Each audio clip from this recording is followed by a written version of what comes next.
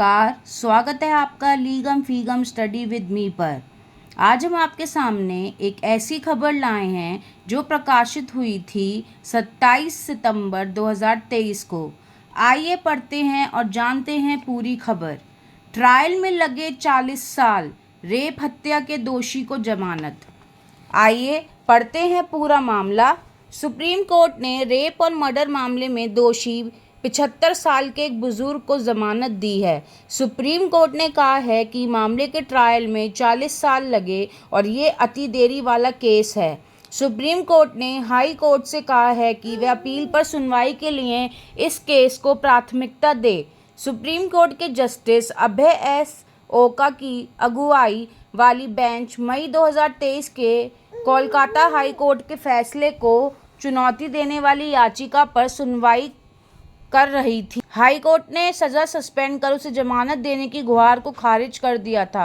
High court ने कहा था कि दोषी ने मामले में ट्रायल के दौरान अपने स्पर्म सैंपल देने से मना कर दिया था और निचली अदालत ने उसके खिलाफ माना था, जिसके बाद रेप और मर्डर के दोषी ने सुप्रीम कोर्ट का दरवाज़ा खटखटाया। सुप्रीम कोर्ट ने इस मामले में जमानत अर्जी पर सुनवाई के दौरान पश्चिम बंगाल सरकार की खिंचाई की और कहा कि मामले में ट्रायल पूरा करने में काफ़ी देर हुई। इस मामले में आरोपी को घटना के 40 साल बाद कस्टडी में भेजा गया, जबकि अपील हाई कोर्ट में अब पेंडिंग है। सुप्रीम कोर्ट ने कहा है कि घटना 1983 की है। आरोपी इस मामले में शुरू से जमानत पर रहा और वह 40 साल तक जमानत पर रहा। उसकी अपील पेंडिंग है, लेकिन राज्य ने इस बात की चिंता नहीं की कि ट्रायल में 40 साल लगे। हाई कोर्ट को कहा जाए कि वह मामले को प्राथमिकता के आधार पर देखे। वहीं राज्य सरकार की ओर से पेश वकील सुनील फर्नांडिस ने जमानत का विरोध किया। सुप्रीम कोर्ट ने जमानत देते हुए कहा कि यह घटना 1983 की है। ट्रायल में देरी के कई कारण हैं और आखिर में ट्रायल खत्म हुआ और अप्रैल 2023 में आरोपी को दोषी करार किया गया।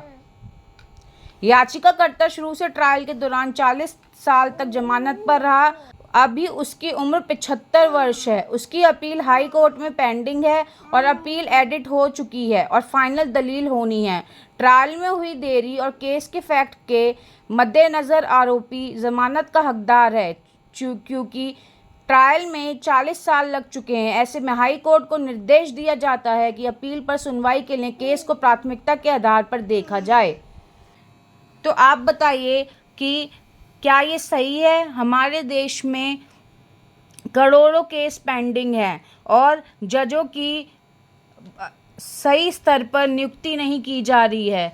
उसको जजों के जो एग्ज़ाम्स हैं, जो हमारा जुडिशरी का एग्ज़ाम होता है, उसको इतना ज़्यादा उसका लेवल बढ़ाते जा रहे हैं कि मतलब कि उसको